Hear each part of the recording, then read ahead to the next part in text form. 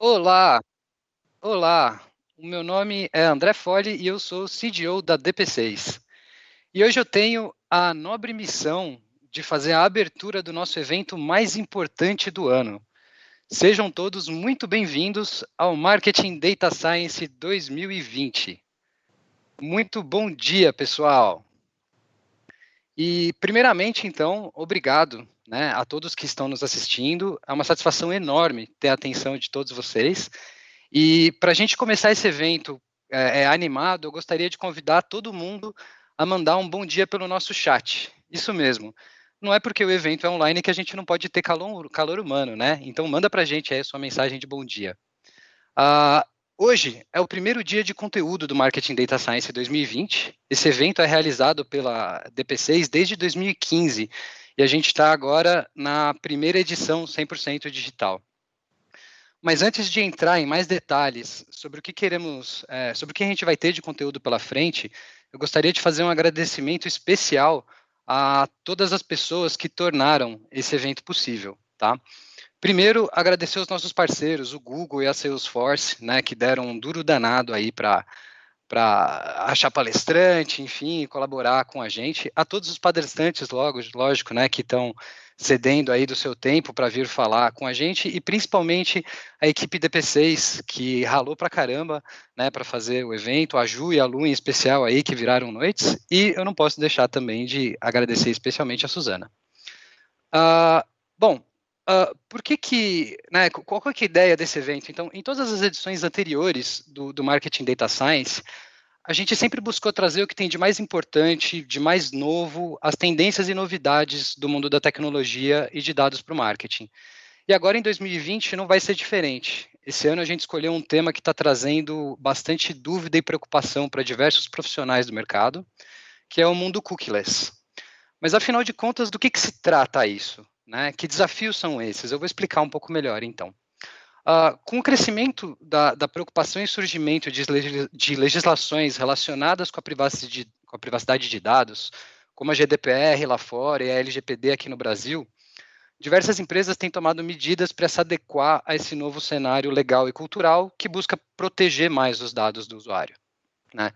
E uma das mudanças que foi anunciada foi a descontinuação do uso de cookies de terceiros em navegadores. Isso vai se efetivar em menos de 2 anos e ele traz um monte de impacto para quem trabalha com dados no marketing, né? O jeito como a gente mede as coisas, tudo vai mudar em função disso. E ao longo desse evento, então, o que a gente pretende é explorar como que essa mudança vai impactar o nosso mercado e quais aspectos devem ser observados pelas empresas para determinar uma estratégia de sucesso para o uso de dados de marketing nessa perspectiva de mudança de tecnologia. E para trazer um conteúdo de qualidade, a gente aplicou a mesma fórmula de sucesso que a gente usa nos projetos da DP6. A gente convidou especialistas excelentes em suas expertises, com visões distintas, e combinamos essas experiências para conseguir uma perspectiva plural e bem fundamentada, tá? E para fazer isso, nós montamos 8 dias de conteúdo da seguinte maneira, né? Então, hoje a abertura com o Amerclink, que eu vou dar um pouquinho de mais detalhes já já. Na quarta-feira, nós vamos ter o Pedro Doria, né, jornalista e com uma visão profunda da parte política, né, para trazer o contexto de como a política e a tecnologia vão se relacionar e como isso pode, né, também trazer novidades aqui para o mundo do marketing. Daí para frente a gente vai entrar nos painéis mais profundos. Então, no dia 29 a gente vai ter o Robson do Itaú e o Thiago, né, falando mais profundamente sobre Data Science. No dia 3, eu, o Paulo Ramasa e o Luiz Machado vamos falar sobre as complexidades da gestão de audiência. No dia 4, o Eduardo Campos e o Denis Fugito vão falar sobre estratégias que a gente pode usar para juntar cloud com marketing, né, e obter mais resultados. No dia 5, o Vitor Bertoncini, da Raia Drogasil, o Marco Frade, da Diageo, e o Léo vão falar sobre como fazer análises de dados on e offline. E no dia 6, a gente vai ter uma perspectiva um pouco diferente. A gente trouxe o Vitor Patalano e o Bruno Bedo, da Globo, que vão conversar com o Rafa Enes sobre como a gente aplica ciência de dados para prever o futuro do esporte. Então, eles são do Gato Mestre, né, lá do Cartola, e vão trazer um pouco mais para a gente sobre isso. No dia 9, a Mônica, o Paulo, o Rafa e o Ishida, da DP6, vão fazer o wrap-up final aí do evento, trazendo como a gente enxerga, então, como tudo isso se contextualiza e qual são os principais pontos aí para prestar atenção, considerando o roadmap futuro de marketing digital. Tá?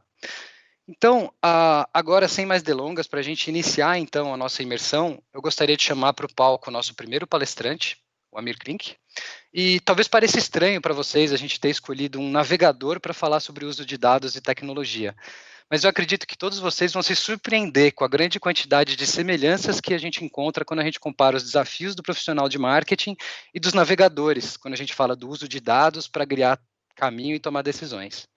O Amir é navegador, empresário, escritor e palestrante, e eu acho que ele dispensa maiores introduções. Amir, muito obrigado pela sua presença, bom dia, e o palco é seu.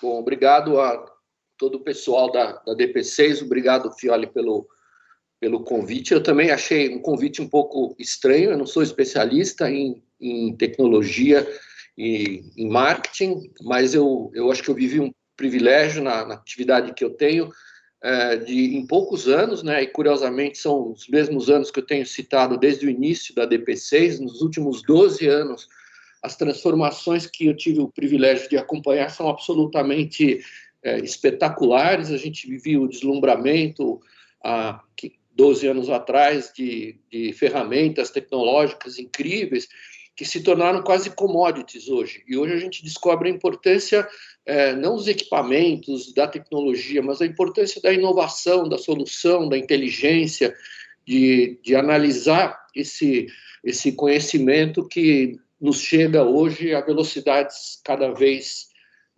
maiores. Então, eu vou apresentar algumas imagens do que a gente faz aqui, não vou tentar me intrometer no negócio de vocês, mas eu vou tentar mostrar como mudou nos últimos anos essa possibilidade que, de certa maneira, todos nós ajudamos a construir, de obter dados e estudar esses dados, tirar resultados onde a gente consegue mais eficiência, consegue fazer as soluções chegarem em mais lugares, sei lá, as empresas conseguem melhores resultados e essas coisas todas. A grande revolução, falando sobre o assunto de vocês, dados no mundo das navegações, aconteceu no século XVIII, nos Estados Unidos, quando um marinheiro, um cara chamado Matthew Fontaine Maury, o Mateus, como eu falo, ele foi acidentado e ele teve que se recolher para o escritório do Departamento de Meteorologia e dados. E ele foi o primeiro cara que impossibilitado de navegar, ele começou a analisar os relatórios de todos os diários de bordo que são obrigatórios em navios do mundo inteiro. E começou a juntar dados sobre direção de correntes, ventos, altura de ondas e percentual de tempestades. E começou a separar esses dados por coordenadas de latitude, longitude, por época do ano. E esse conjunto extraordinário de dados que ele juntou de uma maneira ainda um pouco tosca, deu origem a um material que a gente usa hoje, eu uso no meu aplicativo aqui, exatamente há 12 anos, agora isso tudo é digitalizado, e a gente consegue resultados absolutamente espetaculares quando a gente vai navegar em regiões de altíssimo risco, latitudes elevadas, onde a gente tem ocorrência de ondas com mais de 20 metros de altura, tem mais de 10, 12 tempestades por mês. E é engraçado como eu levei um tempo para perceber isso. Eu vou tentar compartilhar as imagens. Se alguma coisa der errado, Francisco ou Fioli, por favor, eu peço socorro para vocês.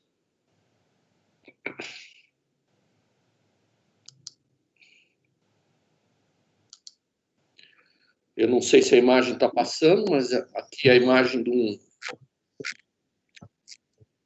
Ok. Esse é um barco interessante, falando sobre essa travessia da tecnologia nos últimos 100 anos, porque é um barco exatamente de 100 anos, que a gente encontra já há muitos anos na Antártica. Eu fiz mais de 40 viagens para lá, eu acho que pelo menos na metade dessas viagens eu encontrei. Ele se chama Europa, ele foi todo reformado. Quando você entra dentro desse navio de 100 anos hoje, você encontra o suprassumo da tecnologia que a gente usa para navegar, que tornou tudo muito acessível.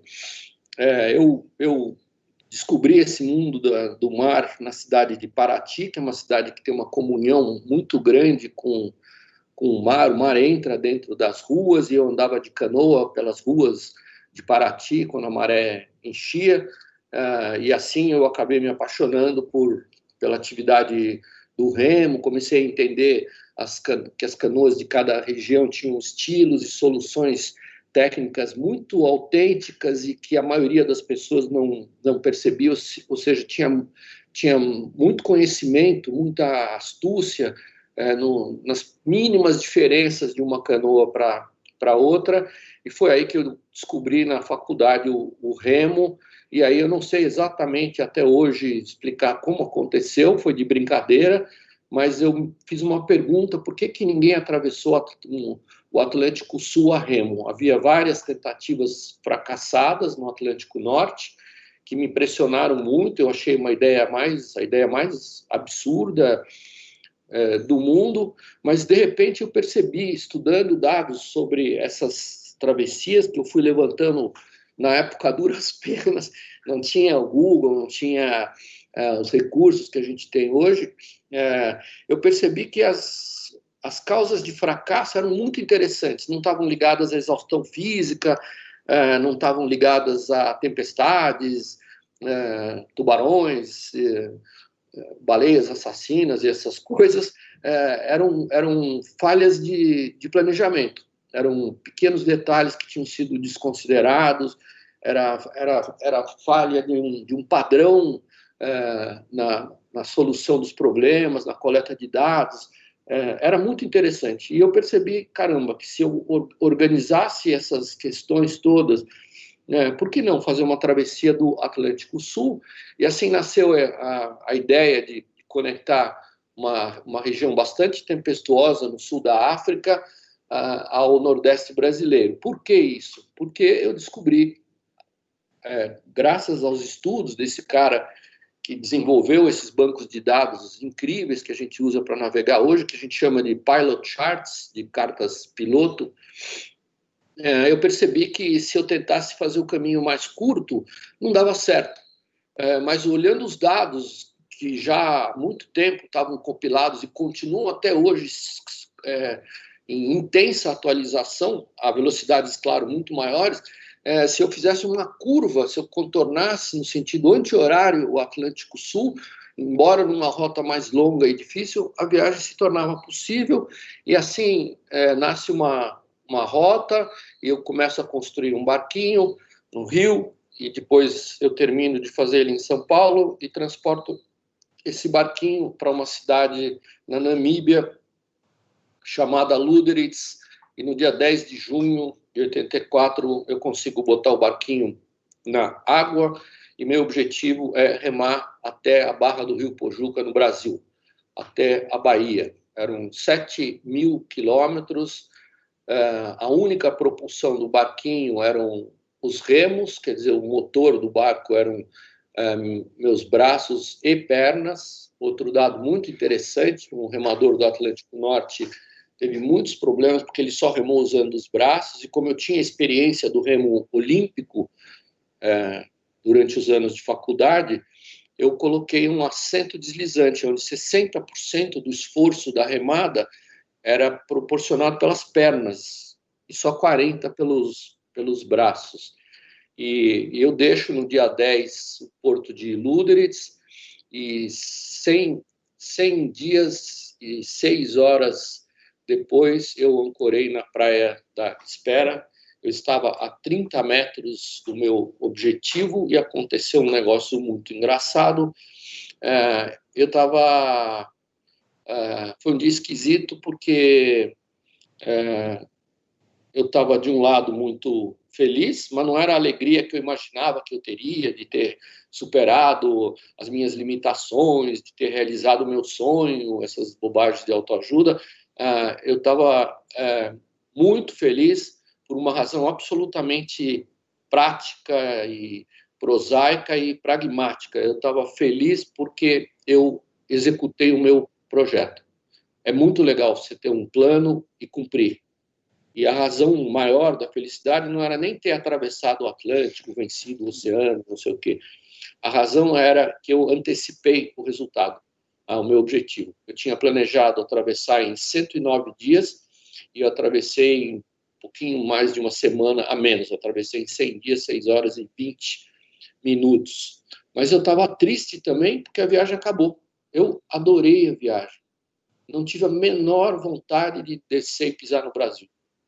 Eu estava curtindo os últimos momentos, as últimas horas a bordo de uma casquinha. Aliás, estive nesse barquinho, entrei dentro dele ontem, lá na cidade de Paraty, e foi muito emocionante entrar dentro e olhar os instrumentos precários que eu tinha, uma estação radioamadora, um radiogônio para tentar achar um farol. Eu estava exatamente na frente do farol Garcia Dávila no dia dessa foto, quando terminou a viagem, e de repente eu olho para o meu bolso, e no meu bolso eu tenho uma ferramentazinha, uma plaquinha de vidro, que não tem teclas, e nessa placa de vidro eu tenho a cartografia de todos os mares do planeta, tenho toda a sorte de informações que eu nunca imaginaria nessa época poder acessar de maneira tão eficiente. Curiosamente, a idade da DP6, fazem exatamente 12 anos que eu não toco mais numa carta náutica. Nos últimos 8, 10 anos a gente tem usado instrumentos, plotters maravilhosos, e nos últimos 6, 7 anos, nem instrumentos a gente tem mais. Hoje a gente tem sensores de vários tipos, instrumentos que nos dão informação, e todas essas informações são processadas nos aplicativos que eu uso na minha plaquinha de vidro, que é um pequeno iPhone. E é engraçado, esse ano a gente foi 3 vezes para a Antártica. Uma vez eu fui no Paraty Vermelho, foi o primeiro veleiro que eu construí, e todas as questões de comunicação, de análise sinótica, de estratégia de meteorologia, a gente tinha na mão. Os novos sistemas de envio de mensagem, onde não tem sinal de internet, a gente estava em lugares remotos, onde não tem esse privilégio da internet rápida que a gente tem. A internet satelital, acho que vocês todos da área de TI sabem, ela é cara pra caramba, não dá para ficar brincando de pesquisar no Google, porque custa caro. No entanto, essas empresas que foram evoluindo e transformando tecnologia em inovação conseguiram métodos de viabilizar a comunicação a um custo muito baixo. E é incrível como em 8 anos, por exemplo, o custo da comunicação, da conectividade, vem caindo vertiginosamente. E esse dia foi um dia engraçado, porque eu, de fato, não queria sair do barco. É muito legal você ter a chance de ter o seu sonho a centímetros dos dedos e saber que a qualquer segundo você pode ir lá e fechar e segurar. Então, eu só desembarquei no final do dia, quando estava anoitecendo, e a partir daí eu decidi que eu não ia ficar esperando. Eu sempre tive interesse por essas leituras de viagens, dos relatos, principalmente das viagens polares, e eu percebi que se eu ficasse sentado na cadeira, eu nunca ia realizar a minha intenção de conhecer as regiões polares. Eu não sou cientista, não sou engenheiro, infelizmente, porque adoro engenharia, sei trabalhar com vários tipos de engenharia, com engenheiros experientes, mas o fato é que eu não sou, e essa diversidade aí que o Fioli estava comentando agora há pouco, necessária no caso do marketing, de uma empresa que mexe com dados e busca resultados, ela é muito interessante. Por não ser engenheiro, mas por entender muito de engenharia, eu, no final, sempre era obrigado a conviver com pessoas de áreas completamente diferentes e juntar soluções. E aí eu decidi que eu faria um barco para conhecer a região antártica. E aí aconteceu uma coisa muito engraçada. Eu desembarquei desse barquinho. O barquinho foi parar num museu que a gente acabou fundando lá em São Francisco do Sul, e eu resolvi rasgar todas as fotos que eu tinha de lugares que eu nem imaginava conhecer, porque eu descobri que muito mais legal do que você ver o mundo pelas fotos é você entrar na foto. E eu decidi que eu ia entrar na minha foto. E esse processo foi um processo lento, demorado, levou mais de uma década, e eu concluo esse processo no dia dessa foto, quando eu finalmente encontro o barco que eu sonhava conhecer, o navio Europa, e eu estou ancorado do lado, um barco absolutamente novo e com soluções até hoje inéditas no mundo. Esse veleiro da direita, aí, com 2 mastros, foi o primeiro veleiro no mundo que eliminou por completo o uso de lastro. Ele não tem 1 grama de lastro, ao contrário de todos os veleiros no mundo. Ele trabalha com um conceito diferente de estabilidade de forma. Foi o primeiro barco em altas latitudes no mundo a abolir completamente estaiamento, os cabos de aço que seguram os mastros. Os mastros são em fibra de carbono, autoportantes, são flexíveis e moles. É impressionante, assustador, porque eles trabalham, mas funcionam como se fossem amortecedores de um carro 4x4, por exemplo. Foi a primeira construção no Brasil em alumínio e uma das primeiras no mundo usando estruturas que não eram feitas em chapa laminada, mas em perfis extrudados. Foi uma tecnologia que a gente descobriu na França, penamos bem para aprender a usar esse processo, e é um processo inovador até hoje. O barco já tem 18 anos navegando, já fez 14 temporadas na Antártica, fez uma invernagem no continente antártico de 14 meses, passou o inverno inteiro lá, fez uma volta ao mundo que é inédita até hoje. É o único barco no mundo que contornou a Antártica dentro da área de convergência antártica, sem fazer nenhuma escala, no mesmo verão, em 77 dias. Foi um número bacana, porque eu consegui fazer uma volta ao mundo em menos tempo que é a história do Júlio Verne, do Phileas Fogg. Só que esse processo foi muito lento. E eu tive o privilégio de acompanhar uma outra grande revolução, que hoje é absolutamente uma commodity para nós, a gente nem para pensar nisso mais, que foi o advento do GPS. Todas as coisas têm GPS. Os meus motores no barco têm GPS. A máquina de lavar tem GPS. O motor de popa tem GPS. A bicicleta tem GPS. O patinete que eu uso para ir para casa tem GPS. Mas para um navegador que fazia navegação por astronomia, numa época que não tinha, minha primeira viagem para a Antártica foi medindo a altura das estrelas e do Sol, um processo que levava 6 horas de cálculo de trigonometria esférica, tabelas, livros de 500 páginas, um esforço hercúleo para conseguir uma precisão tosca aí de 40 e poucos quilômetros de erro. Menos de 40 quilômetros de erro era maravilhoso, mas difícil de conseguir. Mas o mais engraçado que aconteceu, quando eu manifestei a primeira vez a intenção de ir para a Antártica, todo mundo falava: puxa, mas com veleiro, que é isso? Não é um quebra-gelo, tem o risco de você ficar preso.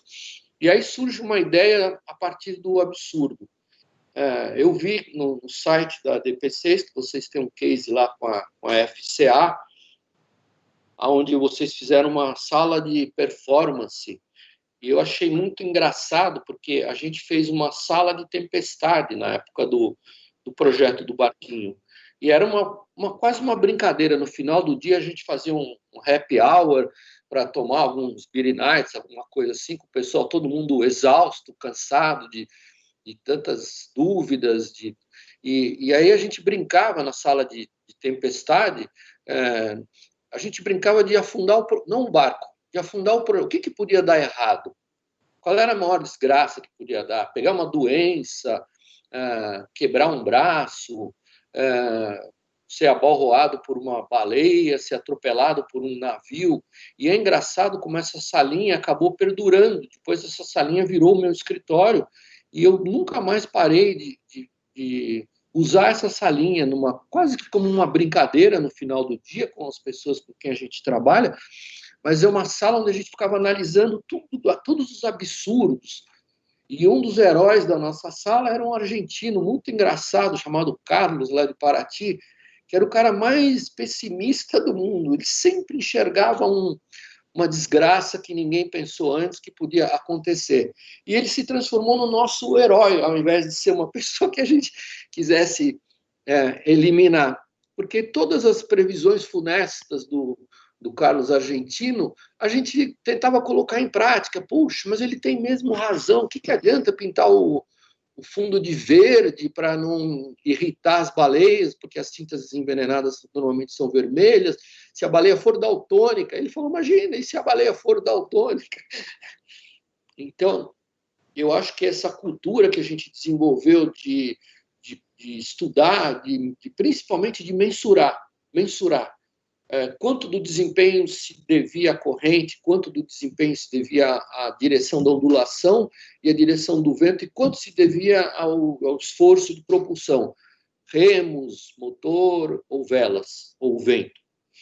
E o fato é que tantas pessoas falaram sobre o risco de ficar preso no gelo, que um dia eu resolvi inverter completamente o problema. Na mesma fatídica sala de tempestade, deve ter sido a sala de performance, de uma maneira mais elegante, da Fiat Chrysler, mas eu falei, quer saber de uma coisa? Eu vou abraçar o problema.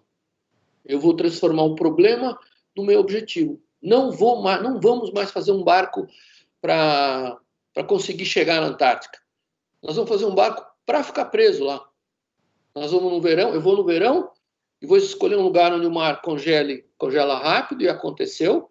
E 5 anos depois, o barco ficou pronto e foi exatamente o que eu fiz. Foi interessante como o projeto inverteu completamente as premissas e o contexto das soluções que a gente buscava. Não era mais um projeto técnico de fazer um barco confiável, seguro, de alta tecnologia, resistente para navegar no Drake com as ondas gigantes, não sei o quê. Passou a ser um desafio de logística e, de certa maneira, pouco pretensioso falar isso, mas passou a ser um desafio de inteligência. Como fazer para ter autonomia durante uma invernagem completa na Antártica? Muito bonito, no verão tem 24 horas de sol, não sei o quê, mas no inverno tem 4, 5 meses de escuridão total. O mar congela, o que vai acontecer com o casco? Como ter autonomia para gerar calor durante um ano de invernagem significa 15 meses de permanência no continente antártico. Como gerar energia elétrica, como resolver a parte perdão, a parte de alimentação, como resolver os problemas de manutenção, trocas de óleo, por exemplo, não dava para fazer, dá para filtrar, como resolver o problema do congelamento do óleo brasileiro. O óleo diesel é muito importante para gerar calor, como fazer isso de uma maneira eficiente, sem desperdício, e assim os problemas eram alguns complexos, mas todos tinham solução, e virou um desafio muito interessante de conseguir encaixar essas soluções todas dentro de um pedaço de lata, de alumínio.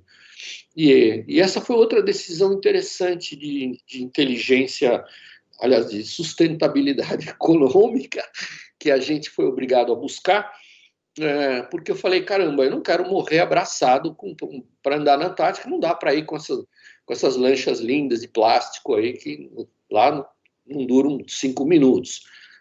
Tem que ser um barco de metal. Um barco de aço é um inferno, porque você tem que ficar pintando ele o resto da vida. O material nobre para esse tipo de navegação é o alumínio, que é muito mais caro que o aço. Então, a opção foi por fazer o barco em alumínio, pensando não só na segurança, que era maior em alumínio do que em aço, porque, por incrível que pareça, o alumínio em baixa temperatura é muito mais resistente do que o aço, apesar, porque a gente pode trabalhar com espessuras maiores, mas era o problema do investimento no barco. Eu falei, eu quero poder vender esse barco. Um barco de alumínio você faz uma vez na vida e nunca mais precisa pintar, não precisa, é só ter os cuidados com eletrólise, corrosão galvânica e essas coisas. E esse barco hoje tem 30 anos e está absolutamente zero. É incrível como foi uma decisão acertada essa. E assim eu desci para a Antártica com o objetivo de prender o barco lá. Em fevereiro, eu cheguei no final de janeiro, em fevereiro começou a esfriar, e em março acontece esse instante em que o mar de repente começa a flocular e uma manhã se acorda e tumba, está preso. E aí você sabe que vai ficar preso até o ano seguinte, até o próximo verão. Vem o outono, o inverno, talvez durante a primavera retorne o sol, mas você só vai sair dessa placa de gelo no ano seguinte. E aí aconteceu uma coisa muito engraçada. Esse momento em aviação a gente chama de point of no return. E o meu ponto de não retorno foi no dia em que eu tirei essa foto de cima do mastro, e dá um frio na barriga, saber que não tem como voltar para trás, como não tem sentido mais fazer a pergunta, o que eu vim fazer aqui, só pode ir para frente. E durante 5 anos de construção do barco, de execução do projeto, eu ouvi a mesma pergunta, puxa, o que você vai fazer para matar o tempo? E a coisa mais interessante que aconteceu foi que eu descobri que quando a gente se torna o próprio provedor, quando a gente é a própria companhia de energia, eu era a minha própria companhia de águas e esgoto, eu era a minha própria companhia de comunicação, eu tinha contatos uma vez por semana através de um net radioamador, que é uma coisa hiper primitiva, mas incrivelmente funcional. De repente eu percebi que quando a gente se torna o próprio provedor, a gente começa a enxergar o universo de pessoas que de maneira invisível trabalham para a gente. E eu percebi que eu tinha um exército de funcionários invisíveis. Eu nunca me preocupei na minha casa com da onde vem a água, mas tem alguém que cuida, tem alguém que capta, tem alguém que transporta, tem alguém que tarifa, entrega. E o engraçado, quando você vira o seu próprio provedor, é que o tempo começa a voar de maneira vertiginosa. De repente, eu estava durante o inverno, eu fiquei 4 meses e meio sem ver o sol, quase 5 meses. De repente, eu acordava cada dia mais cedo, ia dormir cada dia mais tarde, as tarefas iam se acumulando. Tinha milhões de coisas para resolver, manutenção do motor, do aquecedor, do gerador, da máquina de derreter neve, da máquina de fazer a água, da retranca do sistema hidráulico, do burro, da rotatória do sistema de radar, e de repente eu estava quase ficando louco. Falei, meu Deus do céu, eu preciso tirar umas férias. Foi uma experiência muito interessante. E esses quase 5 meses de escuridão passaram como se fosse um fim de semana. E, de repente, eu estava quase em pânico, porque ainda tinha dezenas de tarefas para serem terminadas. Durante a primavera volta o sol, e, de repente, no início do verão, em dezembro, pumba, o mar se desmancha e eu consigo fazer uma navegação que foi uma das mais legais que eu fiz até hoje, até o Círculo Polar Antártico. Muito poucos veleiros, talvez um no mundo, até então tinha atravessado o Círculo Polar Antártico, e eu fiz de uma maneira muito interessante. Eu comecei a estudar os relatórios dos navios que tentavam descer nos anos anteriores, e eu descobri que a grande dificuldade é que, como são barcos de calado grande, eles eram obrigados a navegar em águas profundas onde estava o gelo. E nessa região tem muito gelo. E eu tinha uma vantagem competitiva muito grande. Apesar de estar sozinho, e apesar de estar num veleirinho de 15 metros, eu podia navegar em águas muito, muito rasas. Eu podia até mesmo tocar nas pedras, porque o casco de alumínio eu fiz numa espessura importante. E eu desci até 68 graus de latitude sul, e na volta para o Brasil eu fiz uma transformação radical na viagem. Eu fiz uma auditoria, juntei todos os dados que eu tinha a bordo, começa a funcionar o aparelho de GPS que eu tinha a bordo, mas não funcionava quando eu tinha descido para a Antártica, e aí eu decido que eu não vou voltar para o Brasil, eu decido que eu vou fazer uma escala na África do Sul e vou pular do verão do hemisfério sul para o verão do hemisfério norte. Falei, esse ano eu não quero inverno, chega de inverno. E assim eu acabei navegando até 82 graus de latitude norte, até hoje é a maior latitude onde eu já naveguei, até hoje, apesar dos efeitos do aquecimento global, do recuo de geleiras, essas coisas, até hoje é uma região de navegação muito difícil, porque começa a calota de gelo ártica, que vai até o Polo Norte geográfico, do qual a gente está muito pertinho. E no retorno para o Brasil, aí eu descobri uma coisa interessante. Tinha um pouco a ver com as questões de tecnologia que a gente vive hoje, mas tinha muito a ver com a questão da noção da finitude. Quando você está em cima de um veículo que levou uma vida para ser construído e pode desaparecer em poucos segundos, se você cometer um erro, você muda a sua escala de valores. E, de repente, eu percebi que tudo aquilo que eu achava importante quando eu parti não tinha mais valor. A casa própria hoje é uma completa inutilidade. Ninguém tem casa própria. A gente para de pagar o IPTU do nosso lindo apartamentinho, durante 6 anos a gente perde. Ninguém é dono do seu carro. A gente tem um carro enquanto está vivo. Aliás, para que precisa ter um carro? E aí, de repente, a gente percebe que a escala de valores nesses últimos anos, e curiosamente, nesse período aí de 15, 12 anos para cá, mudou dramaticamente. As minhas filhas nunca vão ter a casa delas. Nunca. Elas vão comprar moradia. E hoje elas querem comprar moradia em qualquer lugar do mundo. Para que ter uma casa? Elas querem desfrutar de uma casa bacana, uma casinha bacana que não enche a paciência, que não dê dor de cabeça. Elas não querem comprar instrumentos de tecnologia, comunicação, elas querem ter conectividade cada vez mais rápido. E essa mudança da busca dos bens para a busca dos benefícios, sem dúvida, na minha visão, traz um impacto brutal em muitas atividades, muitas. O negócio de hotelaria, a indústria automobilística, não vai mais vender carro, uma FCA daqui a alguns anos. Eles vão ser provedores de mobilidade, é completamente diferente. E não é qualquer mobilidade, eles têm que ser provedores de uma mobilidade engraçada, que gere outros benefícios, só que não é apenas a solução e o serviço, mas que é o prazer. E que nesse mundo da inteligência artificial, que vai crescer e vai nos influenciar cada vez mais, mas não vai nos dominar, essa questão do prazer, da felicidade, isso nunca vai ser resolvido por inteligência artificial. Ou seja, a inteligência artificial, na minha modesta visão, ela vai valorizar alguns sentimentos humanos que a gente quase que desprezava. Então, de repente eu falei, esse barco não é meu, mas o barco não me pertence. O que me pertence são os 22 meses que eu passei a bordo, 22 meses maravilhosos da minha vida. O que é um patrimônio valioso, importante, não é a maldita casa que eu construí, o barco que eu construí. As experiências são as experiências que eu vivi na minha casinha. São as milhas que eu percorri no meu barco.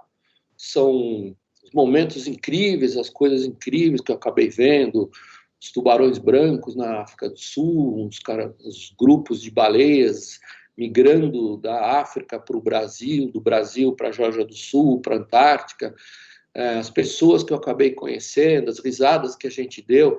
E é engraçado como essa mudança de valores ela é súbita e ela é cada vez mais naturalmente compreendida pelas novas gerações.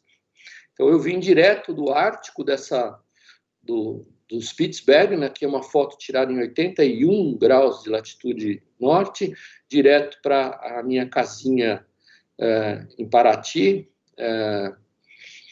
E quando eu cheguei em Paraty, eu tive uma experiência muito engraçada. Eu lembrei a memória volta no tempo. Eu lembrei que eu tinha pedido para o meu amigo que ia cuidar da minha casinha, que é essa casinha na direita da foto, e eu tinha pedido para ele consertar a janela na última noite em que eu dormi na casinha. Ele disse que não tinha tempo porque ia pescar goiamu. E eu voltei 642 dias depois, quando eu entro na casinha, a janela está quebrada. E aí eu concluí que o Bill tinha morrido, porque ninguém pode ser tão vagabundo assim. Ele é meio folgado, mas não é tão vagabundo. E quando eu fui procurar o cunhado dele, perguntei o que aconteceu com a janela, eu perguntei se o Bill tinha morrido. Ele falou, não, seu amigo, o Bill está pescando. Eu falei, pescando o quê? Ele falou, goiamum. Goiamum é um caranguejo azulado, que é maior e que dá na parte alta do banho. Eu falei, nossa, 2 anos pescando goiamu, acabou todos os goiamus. E quando eu perguntei da janela, ele me deu uma resposta que me chocou muito na hora. Eu estava terminando uma viagem de quase 2 anos, onde você tem 1 milhão de dados na cabeça, de intenções, de projetos para pôr em prática, uma espécie de ansiedade virtuosa, digamos assim. E ele falou, seu amigo, não deu tempo de consertar a janela.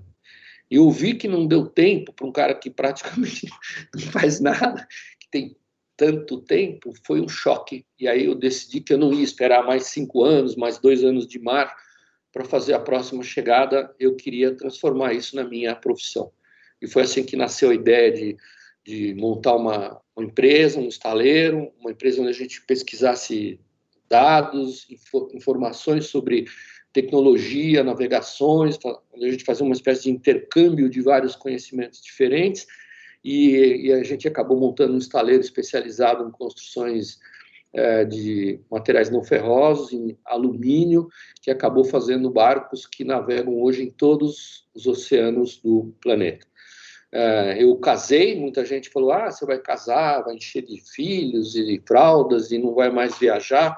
E eu casei com uma mulher incrível, e eu percebi às vezes quanto um companheiro, companheira podem acelerar a nossa vida. A Marina é uma mulher desafiadora, e quando eu falei que a gente finalmente tinha um dinheirinho para comprar um apartamento e poder casar, ela falou, apartamento? Não, você vai acabar o seu barco. E eu, na verdade, casei com ela por causa disso. Eu gostei da mulher que acredita no sonho irresponsável do seu homem. E é interessante porque eu acabaria fazendo uma sequência muito rica de viagens, a maioria viagens para a Antártica, e a gente acabou conseguindo inovar em vários segmentos por uma razão muito interessante, porque sempre era uma dificuldade a questão dos recursos financeiros. Viajar de barco não é que nem Fórmula 1, que tem ambulância, tem alambrado, tem equipe de socorro. Não tem, você não tem nenhuma forma, nenhuma espécie de recurso se você errar. E a parte financeira era complicada. Então, uma das preocupações era a questão da sustentabilidade. A gente tinha que usar processos que fossem funcionais, mas que não custassem muito caro. E a gente acabou desenvolvendo eu diria, quase um universo, um catálogo gigantesco de soluções interessantes. Nós fizemos os primeiros motores não marinizados nos barcos, porque os barcos eram de alumínio. Alumínio é um super trocador de calor. O motor fica 4 vezes mais barato se você não marinizar ele. E como você troca o calor? Por convecção. Claro, o mar aquece, o mar resfria o alumínio, que resfria o líquido de refrigeração. E assim a gente foi juntando astúcias, conhecimentos, dados de terceiros, que a gente materializava nos barcos dos nossos clientes, e a cada ano eu tirava 2, 3 meses para fazer uma nova incursão para o continente antártico. E é engraçado porque nessa última década, a gente, como eu disse, a gente acabou, depois de sucessivas viagens, de encontros com pessoas incríveis, com soluções incríveis, a gente acabou construindo uma espécie que eu gosto muito, uma espécie de cultura da eficiência. E eu tenho certeza que esse talvez é o resultado que uma empresa como a de vocês procura oferecer para os seus clientes. Quer dizer, o não desperdício, o usar com eficiência, diminuir o custo de investimento em vários setores, né? O caso de vocês é o do marketing, o nosso caso é a manutenção e a intenção dos nossos clientes para que eles gastem menos, para que eles tenham um valor de revenda maior no final desse casamento com o barco. E essa cultura é muito interessante, porque a gente acabou formando pessoas que hoje veem isso de uma maneira muito espontânea. Então, a gente acabou encontrando parceiros incríveis, né? Um fabricante de cordas, que era uma fabriquinha de nada lá de São Leopoldo, e a gente encheu tanto a paciência deles com cordas e cordas novas que eles não faziam, e hoje eles são o maior fabricante mundial de cabos offshore. O fabricante de vidros lá, onde a gente exigia vidro trilaminado, porque não podia quebrar o raio do vidro, senão a gente morre. E hoje eles são uma mega empresa que equipa aeronaves e equipamento de altíssima tecnologia. E assim, inúmeros parceiros e fornecedores, a gente teve o privilégio de ver eles crescendo junto com as nossas demandas novas a cada ano e a cada retorno dessas viagens. Esse Paraty se torna o primeiro barco no mundo que fecha os 360 graus ao redor da Antártica, mas eu tinha feito uma escala. Eu estava muito feliz nesse dia também, porque eu acabei chegando 5 dias antes da data prevista, de uma viagem muito, muito difícil, e eu chego com um barco absolutamente perfeito, absolutamente em ordem, sem histórias dramáticas para contar. Peguei aqueles 10 dias de tempestade no sul da Tasmânia, entre Tasmânia e Antártica, do setor oriental, onde as ondas chegaram a 30 metros de altura, e eu estava muito orgulhoso de estar com o barquinho inteiro, sem arranhões. E quando eu volto para casa, encontro a minha mulher, a Marina, com as gêmeas na praia, fizemos uma bruta festa, e 9 meses depois veio a nossa última filha, e 9 meses depois, quase 15 anos depois de começar esse processo, eu me tornaria pai várias vezes por ano. Começam a nascer os primeiros barcos do nosso estaleiro, e nasce o primeiro barco exatamente 9 meses depois do nascimento da Aline. E cada barco que sai do estaleiro é como se fosse um filho que vai para o mundo. E a gente tem um convívio hoje muito positivo e muito bacana com todos os clientes, o que é absolutamente incomum no mundo dos armadores e dos estaleiros, que quase sempre vivem em conflito de interesses, desconfiança de custos, se não era caro demais, se funciona ou não funciona. A gente nunca teve esse tipo de problema. O sonho do meu amigo Thierry era ter um estaleiro, meu sonho era não ter um estaleiro, era ter o barco. E a gente casou esses dois sonhos e eles se concretizaram. E essa experiência de fazer para terceiros aquilo que a gente aprende fazendo para si, ela é muito gratificante. É uma forma de compartilhar que eu acho muito interessante. Para encerrar essa apresentação, eu queria dizer que eu acabei, nesse processo, descobrindo essa indústria maravilhosa, onde o grande desafio não é mais a tecnologia, mas é a inovação e é o compartilhamento. Essa história do compartilhamento é uma revolução que eu acho sensacional, e aí eu tomei a decisão de que eu não quero ter mais nada do que eu tenho hoje. Para eu ter uma empresa de aviação, eu não preciso ter aviões, eu preciso ter inteligência, eu preciso ter informações e dados muito precisos, e hoje eles existem. Então, é um desafio muito mais de analisar essas informações, esses dados, do que ter os equipamentos.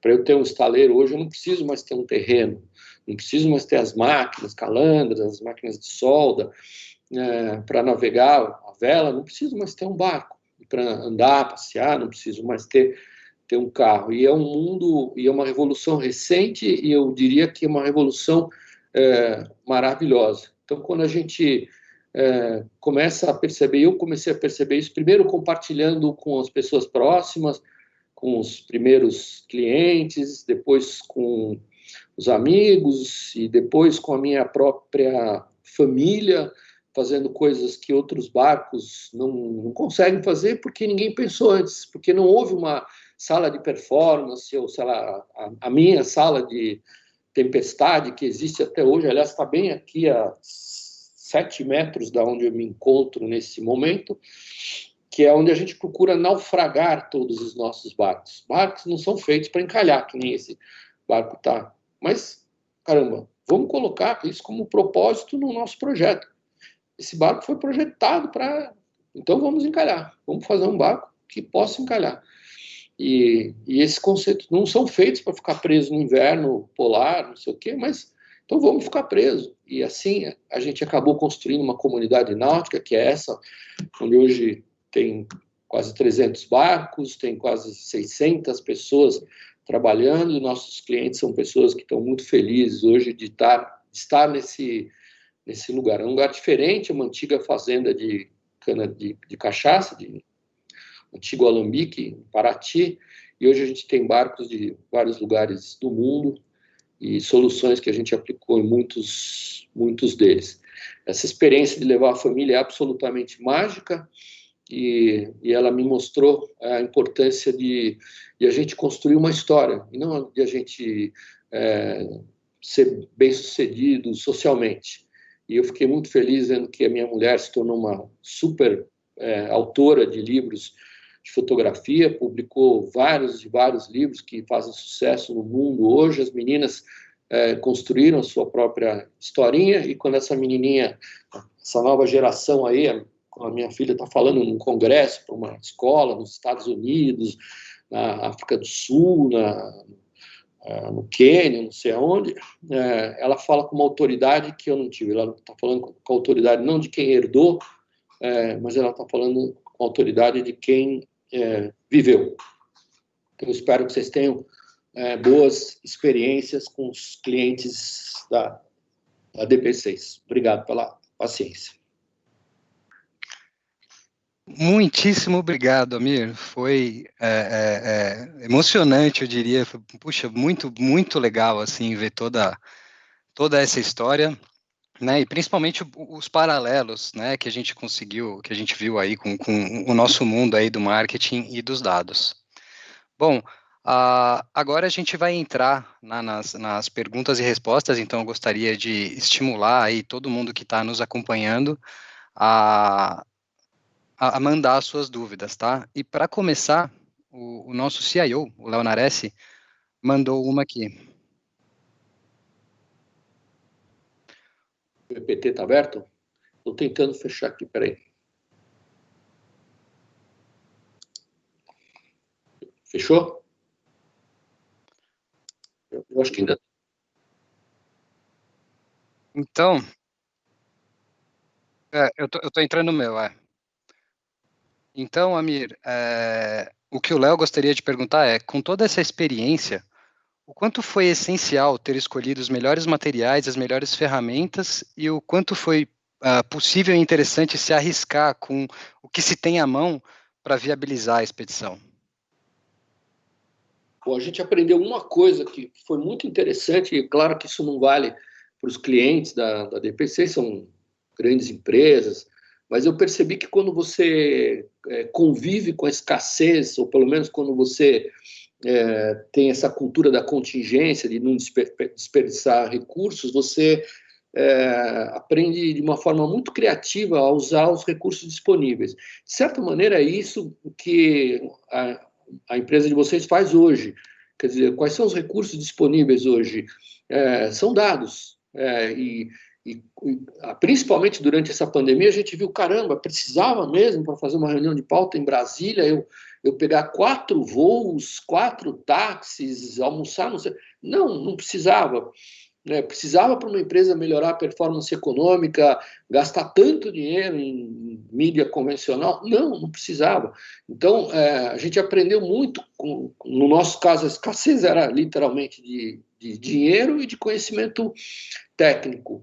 Então, muitas vezes, por exemplo, quando a gente fez os barcos em alumínio, é mais caro, mas em menos de de 2 anos, esse material mais caro se torna mais econômico. E essa foi uma constatação muito interessante que a gente aprendeu a fazer medindo, que nem vocês medem os dados, sei lá como, medindo. Então, quando a gente optou pelos mastros em carbono, meu Deus, o mastro em carbono custa 8 vezes mais que o mastro em alumínio. Sim, mas no caso do país que no Brasil, onde o custo de importação de hardware de Convés é muito alto, a gente elimina todo o hardware de Convés com esse tipo de mastro e o custo final do barco fica menor. Então eu comecei a me interessar por esse aspecto também do desafio de tentar fazer o máximo com o mínimo, de usar aqueles recursos que a gente tem. E hoje, de fato, como eu disse, a gente tem uma espécie de usina de descobrir soluções interessantes. E as tendências são incríveis, né? Por exemplo, a gente antes fazia terminais de titânio, usinado, uma máquina de CNC, por computador, e achava que isso era um suprassumo da tecnologia. Atraso total, burrice total. Como é que a gente prende hoje um mastro de alta performance com barbante?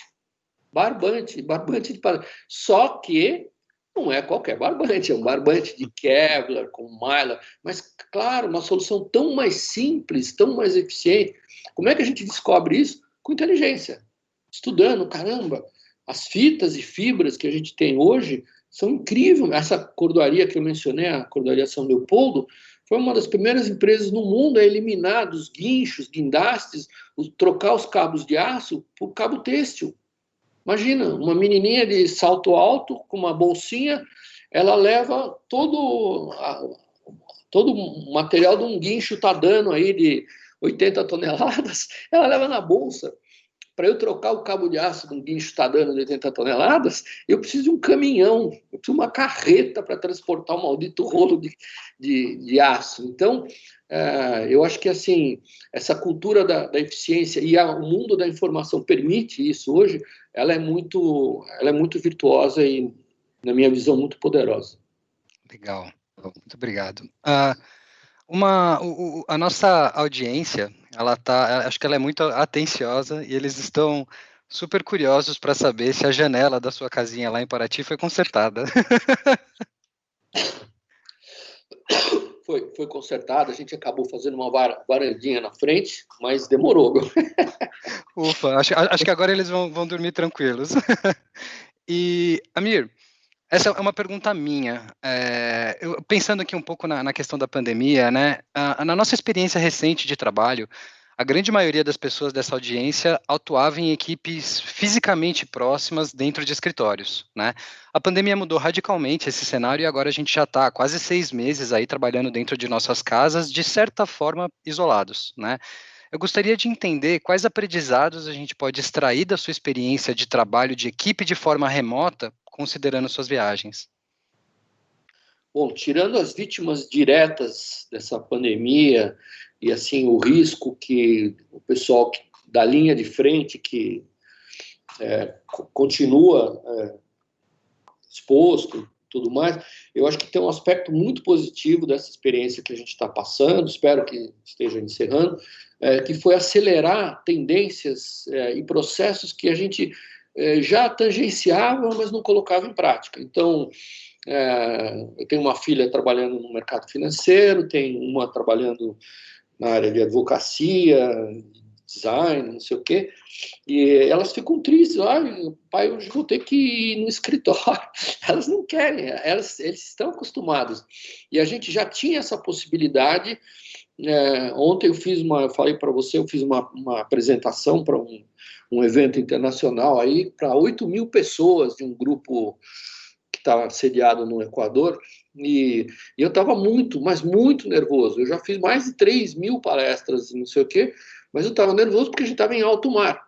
A gente estava no mar, num barco, e o pessoal da agência lá de marketing estava num estresse, num pânico, assim, que contamina. Eu estava contaminado pelo pânico deles. Mas como você vai conseguir o sinal de Wi-Fi? Como você vai conseguir internet? E se caiu o sinal da Vivo, caiu mesmo, por incrível que pareça. E foi muito interessante perceber, caramba, mas pô, tem uma anteninha omnidirecional onde a gente consegue capturar um sinal de Wi-Fi de alta qualidade.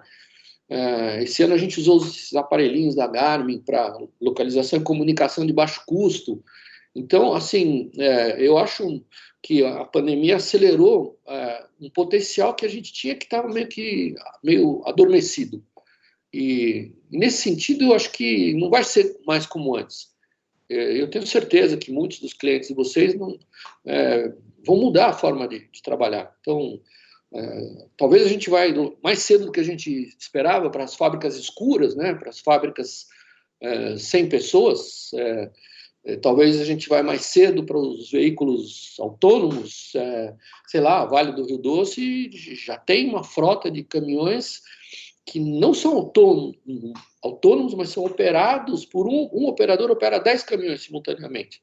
São operados à distância, as fazendas hoje que estão plantando cana, fazendo irrigação e adubação, tratamento, melhoramento de solo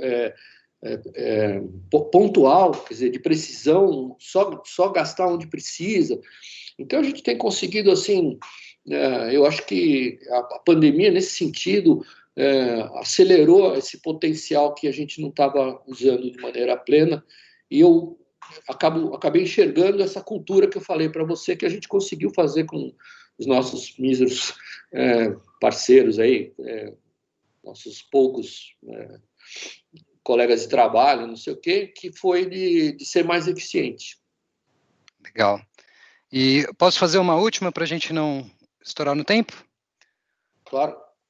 Então, do Thiago, mesmo tendo todas essas tecnologias desenvolvidas, o quanto na sua empresa atual e dos terceiros que trabalham com você, qual a importância do capital humano para se manter na vanguarda do conhecimento?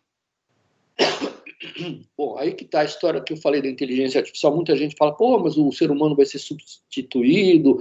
Eu trabalhava numa linha de montagem, de engarrafamento, e agora com uma fábrica escura vou perder meu emprego. Eu acho que essas possibilidades da tecnologia, esse trabalho de analisar de maneira inteligente dados de todos os tipos, em velocidades muito altas, eu acho que tudo isso faz valorizar o grande capital de uma empresa, que não são os seus prédios, não são as máquinas, não é nem mesmo a tecnologia, mas que é o engajamento das pessoas, o capital humano, a qualidade desse engajamento, o entusiasmo. Aquele cara lá da Nissan, né, o Gosling, que eu admiro, mas ele se meteu numa encrenca, mas ele falou uma coisa muito inteligente há 6 anos atrás, que até minha mulher repetiu: uma empresa começa a morrer quando morre o entusiasmo dos seus colaboradores. E essa questão do entusiasmo, eu acho que é uma característica muito, muito importante. Então, capital humano é, de fato, assim, o grande diferencial, o grande motor para o sucesso das empresas. Legal. Queria agradecer a paciência de vocês, me desculpar pela minha ignorância dessas questões aí da data análise, não sei, data análise, não sei o quê, mas muito interessante o evento, o Data Science aí da DP6. Obrigado pelo convite. Muito obrigado, Amir. O pessoal aqui ainda está fervilhando de pergunta, todo mundo adorou e acho que até por isso não tem que pedir desculpa de nada. A gente viu como a sua fala é atual, localizada, enfim, tem tudo a ver. O nosso time ficou impressionado aqui com a analogia das salas de tempestade, né? Porque é muito, muito, muito semelhante com o nosso olhar, então eu que agradeço. Muito obrigado. E bem, pessoal, obrigado. Bom, então agora eu vou passar a nossa agenda aí final e realizar o encerramento, tá? Bom, pessoal, hoje então, né, a gente teve aí a presença do Amir Klink, né? Agora no dia 28, então, na quarta-feira, né, vamos nos juntar novamente aí com o Pedro Doria para ter uma perspectiva, né, com um olhar mais especialista, focado em marketing e tecnologia, mas ainda um olhar mais amplo, uma vez que a gente vai estar entrando no mundo da política, né, e entender como que os movimentos políticos vão trazer impactos na tecnologia, né? No dia 29, o Robson e o Thiago vão falar mais profundamente sobre data science, né? Então, como que a gente pode começar a usar e aplicar mais Data Science. No dia 3, o Paulo Ramasa, o Luiz Machado e eu vamos falar sobre gestão de audiência nesse mundo contemporâneo, sem cookies. Então, como que a gente faz esse difícil trabalho aí de gestão das diversas audiências e ativação dessas audiências. No dia 4/11, o Eduardo Campos, junto com o Denis Fugito, vão falar sobre as estratégias combinadas de marketing e cloud para mais resultados. No dia 5, o Vitor Bertoncini, da Raia do Brasil, o Marco Frade, da Diageo, e o Léo, da DP6, vão falar sobre como a gente integra e analisa dados dos ambientes online e offline. E no dia 6, o Vitor Patalano e o Bruno Bedo, lá do Gato Mestre, do Cartola, vão trazer para a gente, então, como que a gente aplica, né, ciências de dados para descobrir aí ou ter mais informações sobre o futuro, né, do que vai acontecer no futebol.